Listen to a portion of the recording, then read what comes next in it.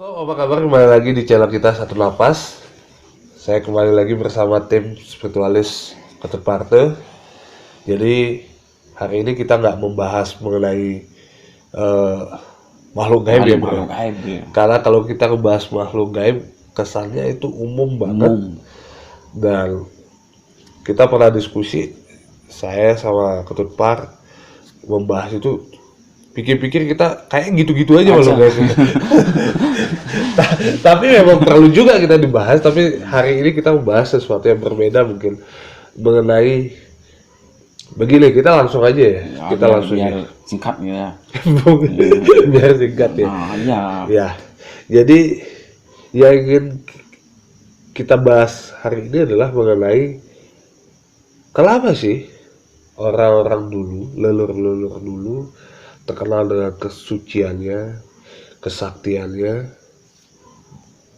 Terus sedangkan orang sekarang tuh katanya banyak juga orang sakti, namun kesaktiannya itu terkadang hampir mengurang dan terkadang arahnya dibawa ke negatif ya. Apa yang membedakan orang dulu yang konon katanya ada yang bisa berjalan di atas air, ada yang dengan sekali ucap keris atau pusaka-pusakanya itu terbang langsung membunuh musuhnya. Apa yang membuat berbeda orang dulu bisa segitu saktinya dibandingkan orang sekarang? Nah, kalau orang dulu yang melaksanakan atau yang menjalankan, yang bisa dia mendapatkan suatu wahyu ya, dibilang atau anugerah. Caranya dulu itu kan memang benar-benar yang dia lakukan. Seperti caranya dia apa yang diyakini dengan alam dia. Dulunya dia kan ada suatu tempat dia bertapa, entah dia melakukan puasa. Saat di sana dia melakukan bertapa ada kalau sekarang kan dia melakukan bertapa bisa sebulan atau setahun ya dulu di tempat. Kalau orang dulu ya melakukan puasa pun kadang-kadang lama dia kuat. Nah, ketika dia melakukan bertapa itu dia akan diuji. Kalau dulu ya diuji entah dengan gaib apa yang dia uji, kuat nggak sampai ujian ini dia. Nah, ketika dia sesuatu bertapa dia kuat karena apa yang dia akan cari, tujuannya untuk apa. Nah, kalau dulu kan pasti untuk kehebatan, kesaktian, biar saya bisa seperti ini gitu. Karena dia percaya. Nah, dari sanalah dia akan melakukan seperti itu. Nah, dia biar sampai menemukan yang apa dia cari. Nah, ketika sesuai perjalanan dia bertapa, akhirnya dia tersampai apa yang diisi. Ketika memang dia sudah diberikan wahyu, pasti dia akan mendengar suara atau memang nyata dia ketemu. Nah, itu ya. Akhirnya di sanalah ngomong dia bahwa saya tujuannya seperti ini, bisa enggak? Nah, ketika dia bisa mendapatkan wahyu itu pasti ada sesuatu yang dia dapatkan, pasti dia kasih dengan kamu tidak boleh makan ini, kamu tidak boleh melanggar ini, pantangan ya. Pantangan. Nah, itu kalau dia bisa pasti kekuatan yang dapatkanku masih. Nah, kekuatan itu masih. Nah, kalau zaman sekarang mendapatkan itu dengan cara cepat atau instan. Biasanya kalau orang bertapa sebulan, paling sekarang 3 hari, 4 hari dia sudah cukup. Kadang-kadang yang memang ada juga yang bisa melakukan puasa. Tapi kecil ya? Ya kecil. Dulunya sedikit orang yang bisa melakukan di zaman modernisasi. Kadang-kadang sekarang melakukan yang kamu harus lakukan makan nasi aja, tidak boleh yang lain.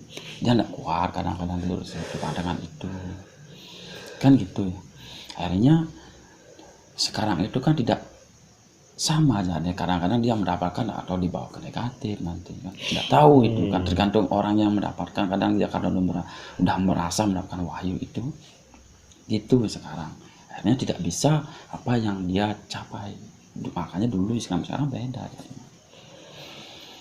Kalau ini pertanyaan yang selalu ada di benakku ya bro ya. Ya, Pertanyaan ini terkadang juga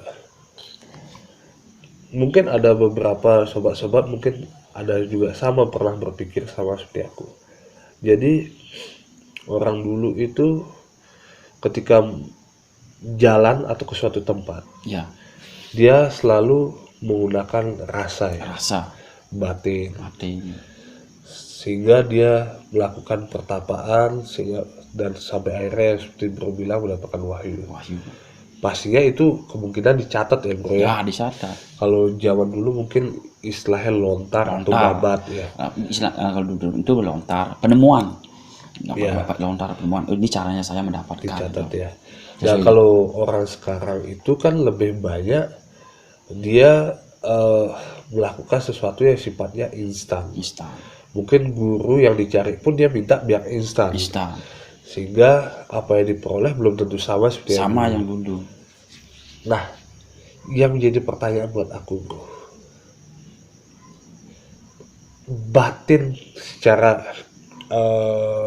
rekonstruksi metafisika bro nih melihat batin raja-raja dulu atau leluhur dulu dengan orang sekarang, selain perbedaan instan dan proses yang orang dulu melakukan proses, orang sekarang juga menggunakan proses namun lebih instan.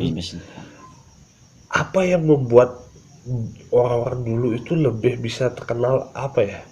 Auranya katanya, wibawanya luar biasa, kesaktiannya luar biasa. Apa yang bisa membuat orang dulu seperti itu bro? Karena orang yang mendapatkan wahyu itu kan dia yang pertama. Dulu itu dia akan ingat dengan pandangannya apa yang tidak boleh langgar. Itu sangat kuat. Karena dia dengan diri sendirinya mencari sesuai perjalanannya dia dicatat sampai mendapatkan sesuatu wahyu itu. Nah, kalau sekarang kan mungkin ada sedikit lontar yang tulisannya kurang, istilahnya misalnya A ada di I gitu lah. Mungkin cara pelafalan ya? Iya. Pelafalan maupun tulisannya bisa berbeda ya? Ya, berbeda. Kadang-kadang dia mencari instan kan tidak 100% dia yang dipenuhi. Biar cepat singkat aja biar cepat saya dapatkan. Gitu. Kalau kadang-kadang dia kan yang memang sih ada masih bisa yang kuat seperti itu, ada pasti. Tidak mungkin semua orang yang mencari itu tidak mungkin orang itu tidak mendapatkan, pasti ada yang masih tapi ada. 1:1000. Iya, pasti 1:1000. Tidak semua ya. Semua. Ada tapi tidak banyak ya. Tidak banyak. Karena pasti wahyu itu akan memang benar-benar orang yang akan dikasih.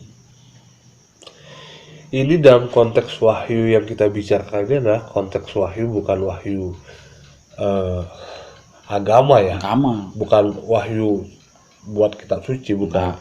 Yang kita bicarakan hari ini sob mengenai proses orang-orang terdahulu mendapatkan kesucian batin, kesaktian beliau, dan di jalan yang positif. Ya, di jalan kebenaran.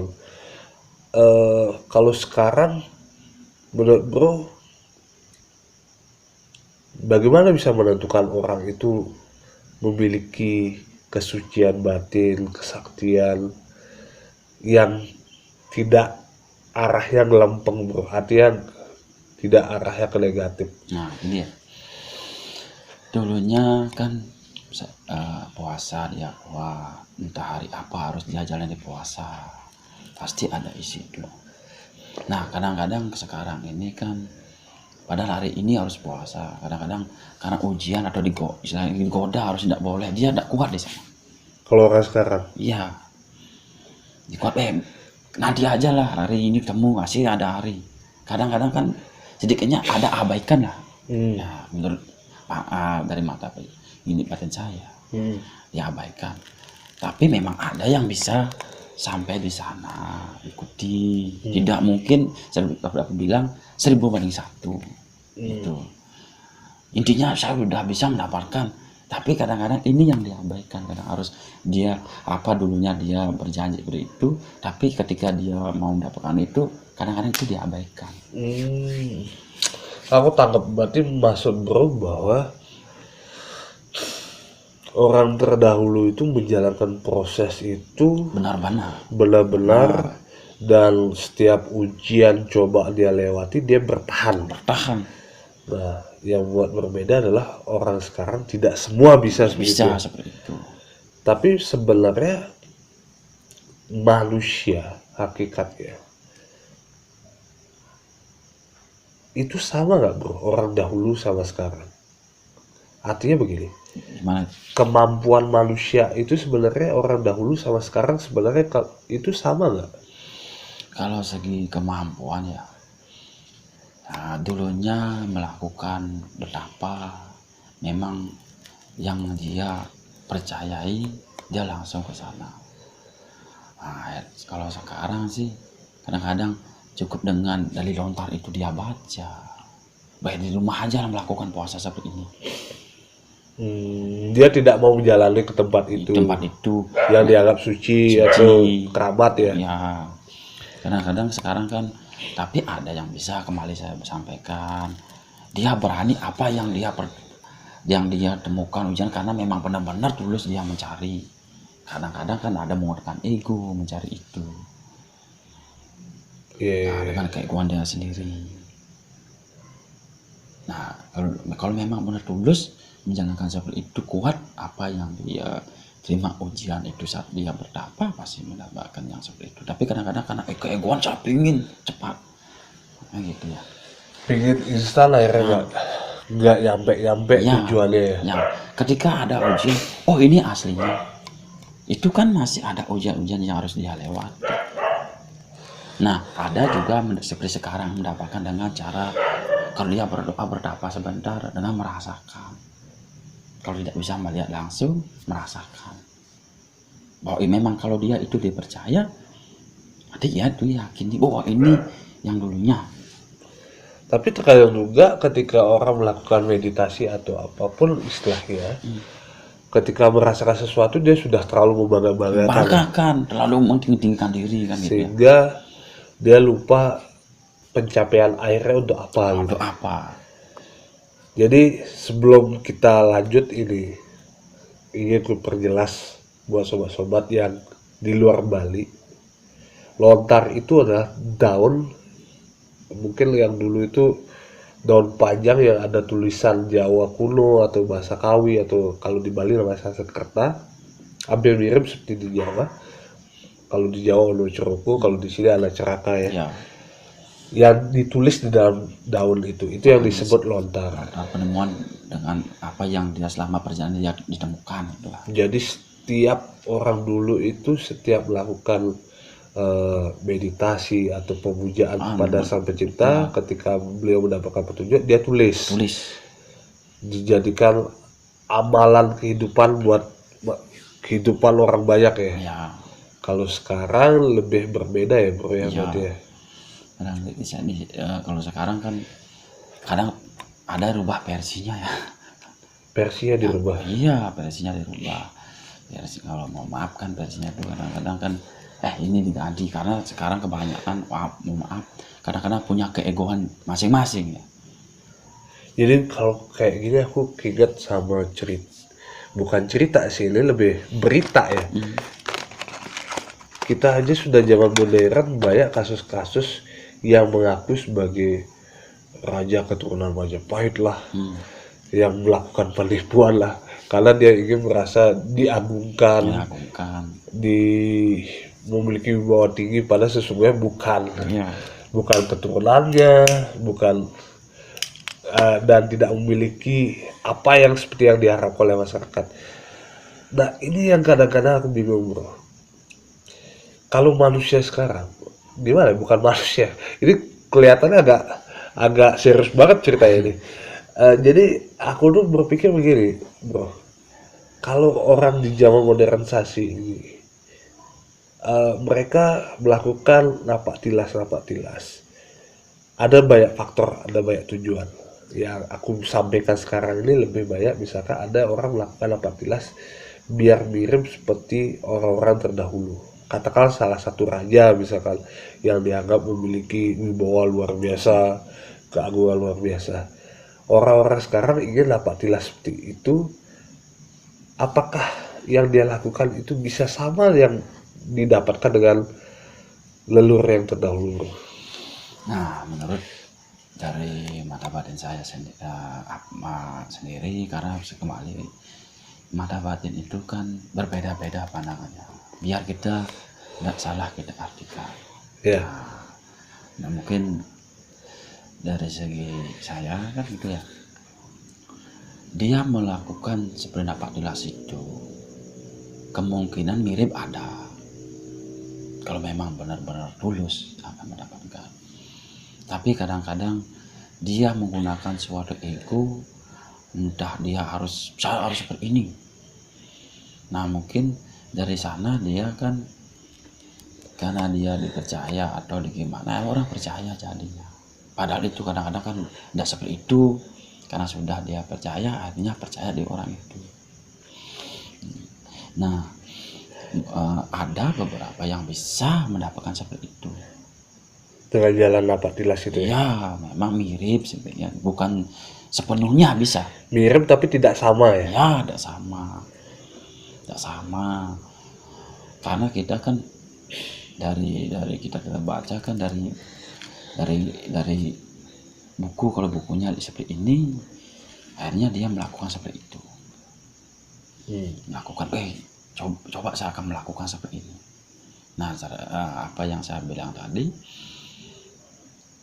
dari lontar itu entah apakah sudah ada perubahan sedikit atau tidak, kan tidak tahu kita. Karena sudah, misalnya ada yang sudah diterjemahkan. Ya. Diterjemahkan. Kalau memang, makanya lontar itu kan sangat keramat dia bilang. Jarang istilahnya orang benar-benar membaca itu bisa sampai. Dan membacanya jarang juga orang bisa membaca itu. Iya. Karena tulisannya Makanya sudah salah kuno ya. sedikit pasti akan beda. Iya. Dari cerita ini aku tangkap bahwa sesungguhnya manusia itu semua sama. Yang membuat berbeda orang terdahulu, leluhur kita, leluhur Nusantara itu yang terkenal dengan kehebatan beliau, dibandingkan dengan orang sekarang adalah yang buat berbeda. Menurut aku bro, Ya. Itu prosesnya. Ya, prosesnya. Jadi poinnya adalah ketika kita menjalankan sesuatu ya kita harus nikmati proses itu. Jadi tidak ada sesuatu yang bersifat instan, tidak bisa sakti tiba-tiba, terus tidak bisa tiba-tiba menjadi orang suci tiba-tiba, dan kaya pun tidak bisa tiba-tiba ya. Dan itu harus kita nikmati berdasarkan proses. Menarik bro malam ini bro, karena ini obrolan yang menurut kita faedah dibandingkan kita ngobrolin karena kalau setiap gini bro, masalahnya kalau kita ngobrol jujur ya, kalau setiap ngobrol makhluk gaib, kalau aku sih di sini ngerasain ini Ketut Par ini walaupun nggak bicara sih kadang-kadang juga ngedatangin makanya kadang-kadang beliau itu kalau ngomong tuh kadang-kadang agak-agak meleset gimana ngobrolnya, karena ya yang disampaikan itu juga ada juga, aku juga ngerasain sedikit-sedikit, sehingga terkadang itu bikin kita gagal fokus untuk membuat konten fokus, ya. Dan kita berusaha kan tetap membahas sesuatu yang sifatnya misteri dan gaib, tidak jauh-jauh daripada itu. Dan next kita nggak tahu apa yang kita mau bahas. Yang lebih utama sobat-sobat jangan lupa untuk di-share video ini. Yang baru tolong di-subscribe, like dan komen. Nanti ada cerita menarik lagi kan. Kita berusaha buat cerita yang menarik. Juga silakan buat sobat-sobat yang pengen ngasih masukan ataupun saran, silakan di komen di channel YouTube apa yang kita mau bedah, apa yang kita mau diskusikan. biar juga kita ada ide-ide untuk kita untuk sampaikan. lebih baik nanti ke depan kan gitu. Sip. Gitu aja Sob. Jangan lupa buat